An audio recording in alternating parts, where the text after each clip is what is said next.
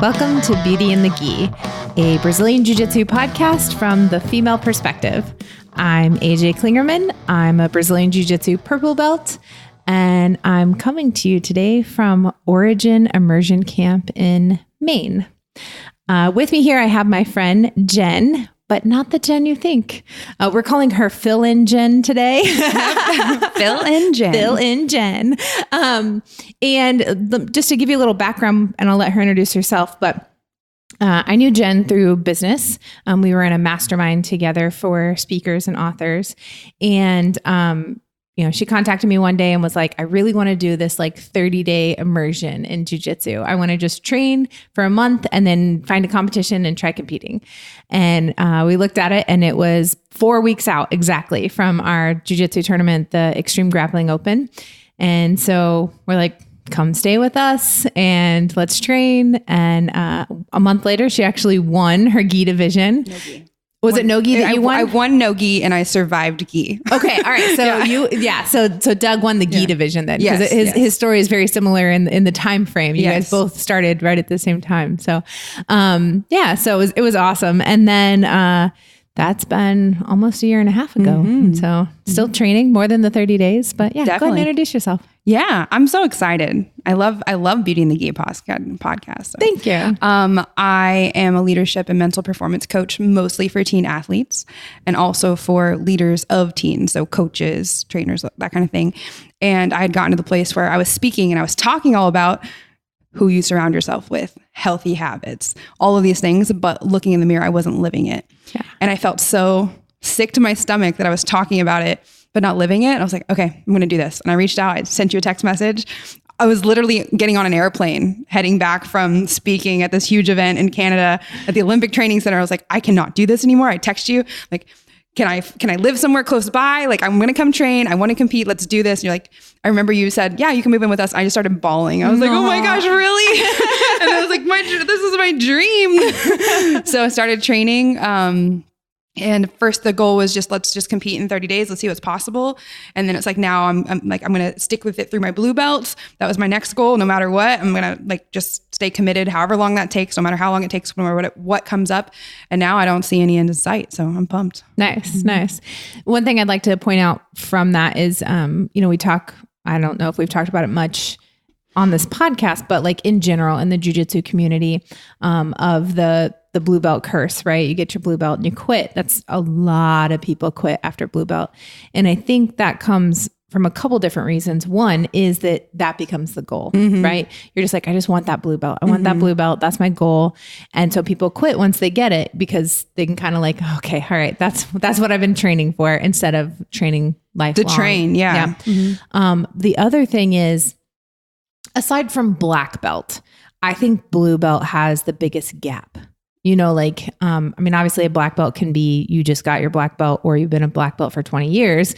But at blue belt, blue belt's typically the one you hold your belt for the longest. So you get it and you think you have all these expectations of yourself and what a blue belt looks like and what they can do.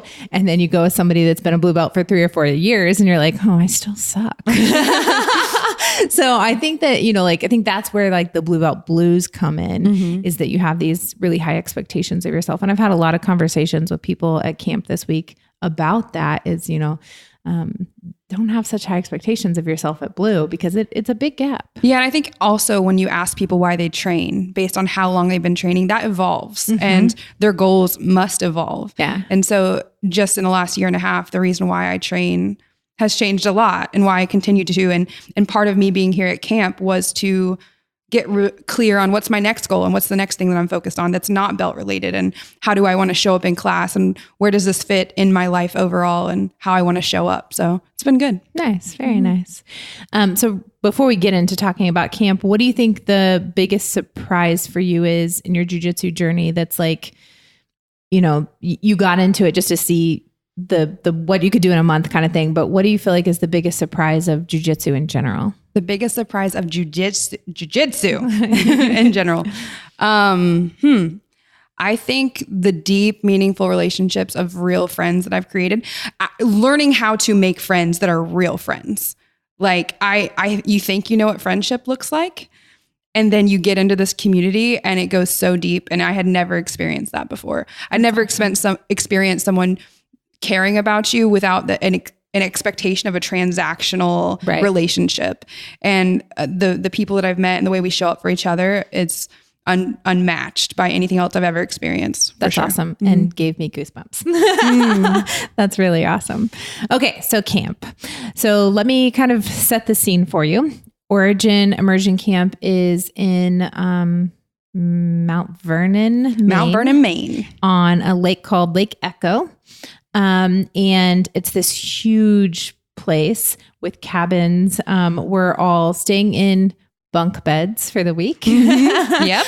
All the cabins are, like there's female cabins and male cabins, except our cabin. We are co-ed because we have the VIP cabin. And we're a team. We stay as a team. Yeah. So we get to stay together as a team, but it's still been interesting because we, just like change in the showers. Yeah. Share bathrooms. Yeah. So it's been interesting, but it's been a lot of fun. And I think we've both found that it gets easier to navigate as we've gone. So the very first day was a little bit awkward. You're like, oh, that's where the bathroom stall is. But now it's just like, we're here for jiu-jitsu, Yeah. And so we're down by the lake, which is beautiful. Gorgeous. It also means quite a climb to training. Yeah, there's a little bit of a hill. By the fourth time I go up it, I call it the mountain. Right? Yeah. Yeah. It's like 3 hills to get up to training. And we take it multiple times a day. So basically the days look like this. We get up, I'll say for me, and then I'll let Jenn say what her day looks like. My day looks different. Yes. Her day looks different. My day, it looks like I get up and I climb the mountain. And go have breakfast. We go back down. We get ready for training. We come back up. We train.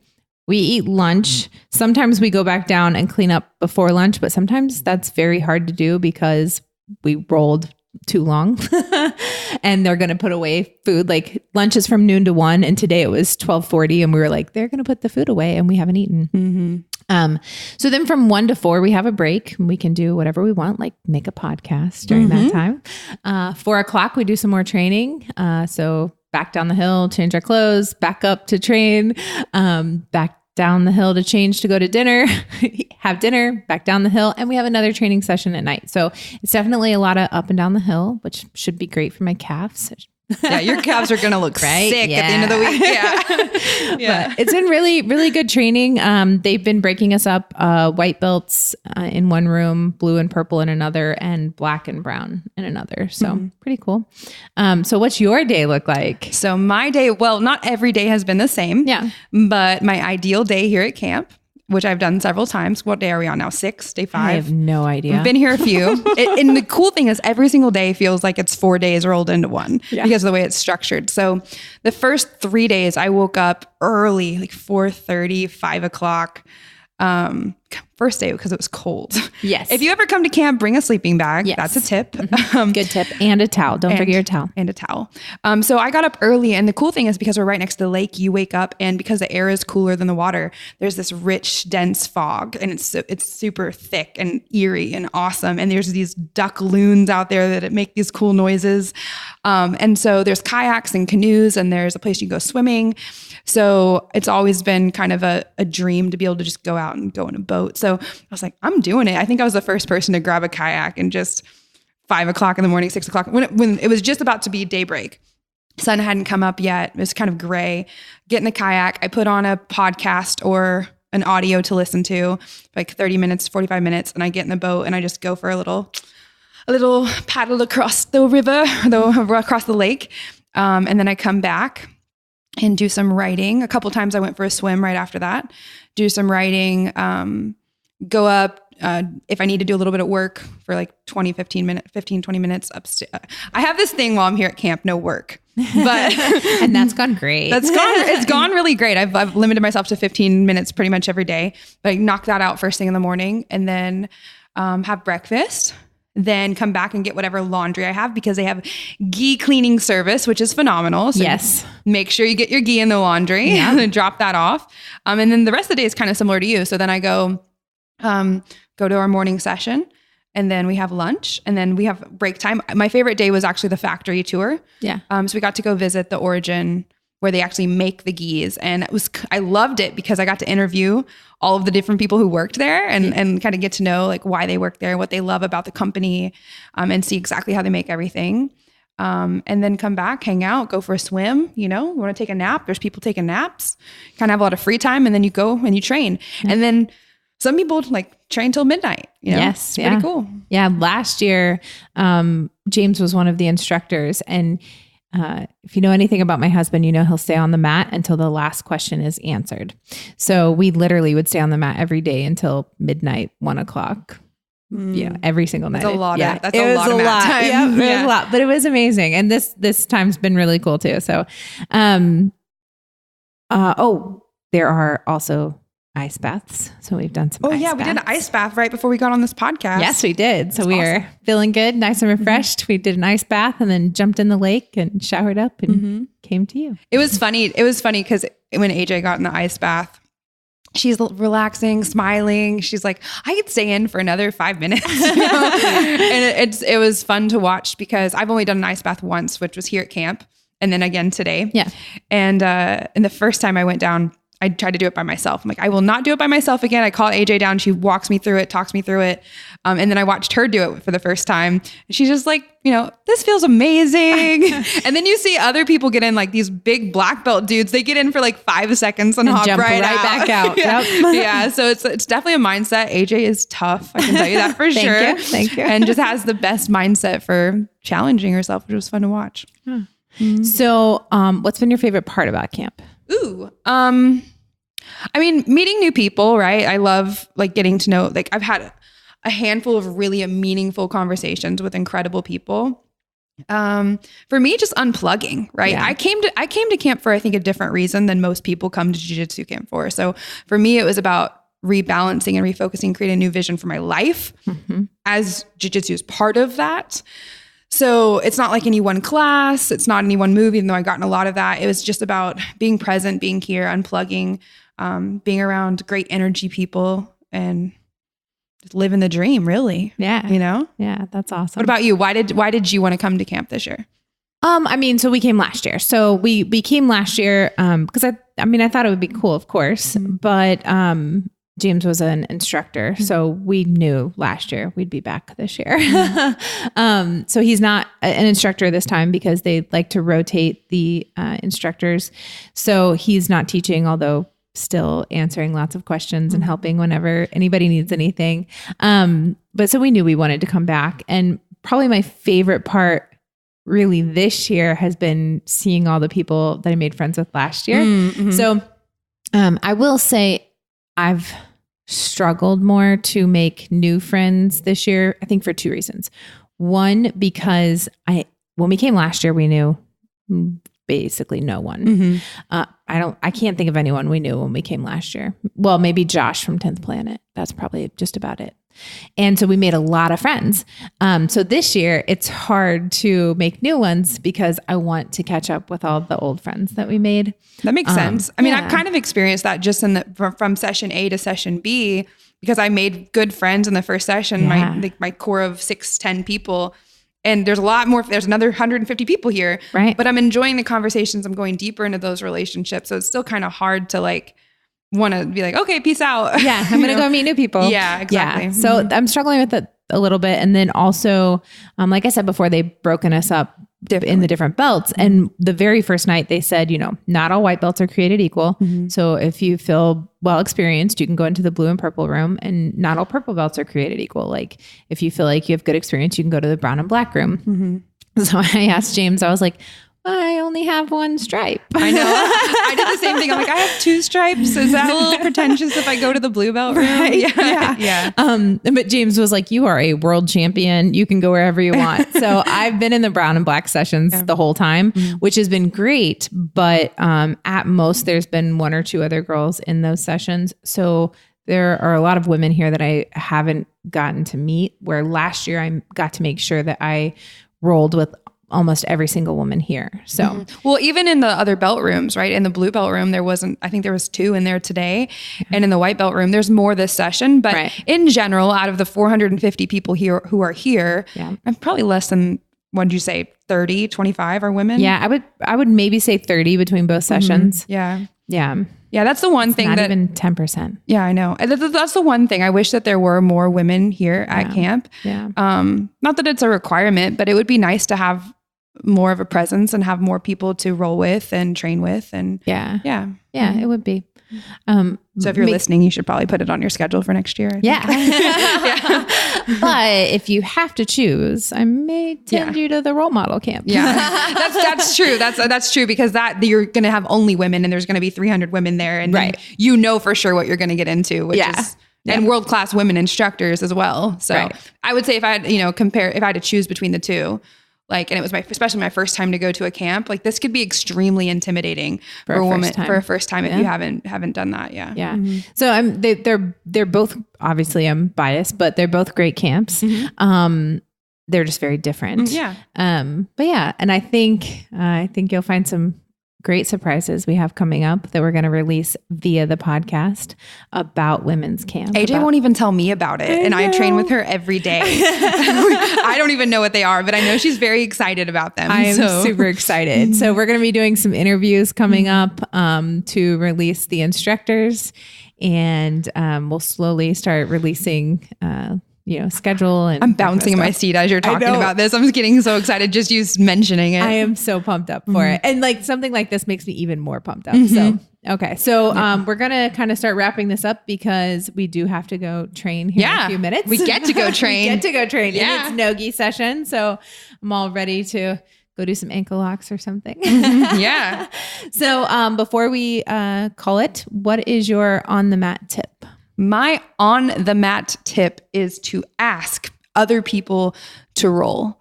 And whether that's in your gym or you're at a camp like this, I mean, it's especially as a female, right? It's like men don't always want to come ask you to roll because of whatever reason they have in their head. Yeah. And I think they want to be polite, and just in general, it's sometimes hard. It doesn't matter what gender you are. So be the person that offers to roll, and it's okay if they say no. It's okay if they're tired. I've had people say like, I'm exhausted, I've been training. I'm like, that's cool. No worries. Right. But usually I find people really appreciate it when you ask them, would you like to roll? And then of course ask, do you have any injuries or anything like that? But that really helps. I think everybody, not everybody, but most people get intimidated when wanting to ask people to roll. Like I've seen lots of the guys not asking anyone. And I'm like, you have to go do that, You can tell when they want to too, because they're sitting on the mat, like looking around. Like trying to find somebody. They look like little meerkats, like popping their head up. That's exactly right. Yeah. But like the first night I was asking people to roll, I had 3 women in a row tell me no. And I was like, I'm getting a complex, ladies. I'm really nice. But they just, they weren't rolling. So I rolled mostly with guys that night and a couple of women. So I don't care either way, but I do actively go and ask people to roll. So I think that's a great tip. So then what is your off the mat tip for today? For the off the mat tip, I think it's about, making friends. Here we talk about it. It's easy to talk about it here. One of James and I's goals. Yeah, that's English. You said it. One of our goals last year was to sit at a different table for every meal. And that's really how we made a lot of friends. And we've been trying to do that again this year. It's harder. Like jiu-jitsu is easy. You're like slap, fist bump, we're best friends, So I think it's just about kind of cultivating those relationships deeper, whether it's with your teammates, which a camp is great for that. Like I've felt, you and I know each other really well, but it's been nice to get to know Doug and Daniel and Mac better through camp.